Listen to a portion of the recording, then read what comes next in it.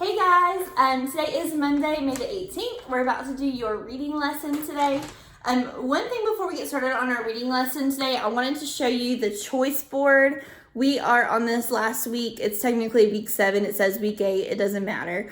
But last week we did I Want to Be a Veterinarian. This one, we typed it in wrong. The story is actually Olivia Becomes a Veterinarian. So when you type this into YouTube, make sure you put Olivia Becomes a Veterinarian instead of Olivia Goes to the Vet. All right, because you won't find the story that you're looking for if you type in Olivia Goes to the Veterinarian. Okay, so we're going to go ahead and get started with our reading lesson today. Our I Can statement says, I can explain the differences in fiction and nonfiction stories, and that is RL 1.5. So we're kind of shifting gears this week. Last week we looked at nonfiction stories and just what we learned from the pictures and what we learned from the words. And then this week we are working on seeing what the difference is between nonfiction and fiction. So this is something that we talked about a lot this year, but we got to keep learning it because it's one of those things that if you stop thinking about it, then you're not going to remember. Okay, so today we're just going to talk about what makes a story fiction and what makes a story nonfiction, or how do we know which one is fiction and nonfiction. So I have two stories for us today. We've already looked at both of these stories, so I'm not going to go back and reread them, but we're just going to kind of review them. So we have the garden. We had Toad and Frog, and in the story that we read a few weeks ago, we learned that Toad wanted to plant a garden, and Frog was planting a garden. So Frog gave Toad some seeds, and Toad went home and he planted them. But then he noticed that his garden was not growing. And so he went to Frog, and Frog told him to leave it alone and that it would eventually work. Well, Toad decided to read a book. He sang to it, he played the violin for it, and eventually he got really tired and he fell asleep. And when he fell asleep, he woke up and all of his garden was sprouting. All right, so that is a pretty quick overview of what happened in this story, the garden. And then last week we looked at this story, Our Earth. And in this story, we saw some pictures of things that are happening on Earth. We saw that there's a table of contents in the front of it. We have some real pictures, but remember last week we looked at a story called Spiders, and it had like drawing pictures. It didn't have real pictures, but it was still a nonfiction story. So we learned that just looking at photographs, it doesn't necessarily tell us that it's fiction or nonfiction. We learned about the shape of the Earth, that it looks round, but actually it is egg-shaped.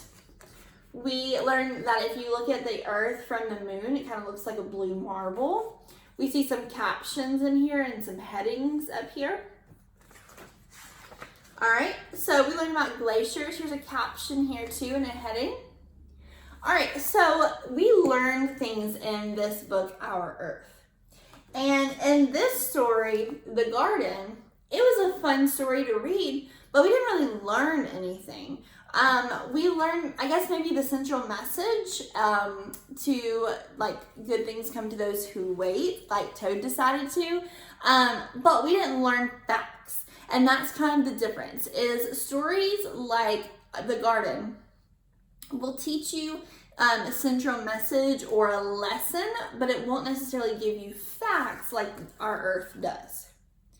All right, so one of these books is fiction and one is nonfiction. And how do we figure that out? Well, we need to go back and remember what the definition of fiction and nonfiction are. All right, so fiction, remember, I always thought this fiction, keep that F on there, fiction is fake. Okay, it makes it really simple. Fiction, fake. All right, nonfiction, I always thought as not fake. So fiction means fake, nonfiction means not fake. Or if you wanted to say real could work too. So I'm going to put real because these are real facts. And in parentheses, I'm going to put not fake because that was an easy way for me to remember what nonfiction meant. Not fake. All right, so fake and not fake, or fake and real. But fiction is a made-up story. It might have some talking animals. It might have a story that an author came up in their imagination. All right, but it doesn't give us real information. So The Garden is the fiction story because it's a great story. And like I said, it does teach us a lesson about waiting for things.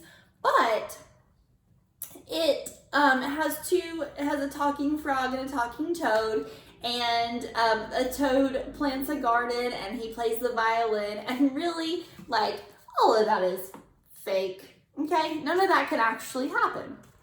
But then we look at our Earth and we learned some facts in here. We learned, like we said, that glaciers are those big block chunks of ice. We learned that the Earth is egg-shaped. We learned that there are different layers to the atmosphere. And we also see some of those text features in there that we learned this year. We also see a glossary in the back of the book. So that makes our Earth a nonfiction story. All right, so that is our lesson for today, fiction versus nonfiction.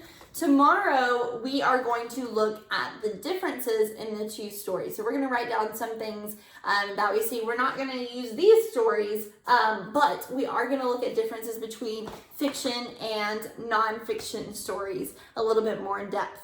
All right, don't forget iRead today for 20 minutes. Get on iReady Math for 15 minutes. That's where your math lesson is today.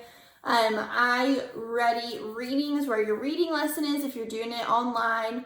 So jump on there and do those. If not, do the choice board and submit it to me by Friday. I'll see you guys later, 2 o'clock, 3 o'clock for phonics, just like we normally do. If you can't get on, watch it on YouTube. See ya.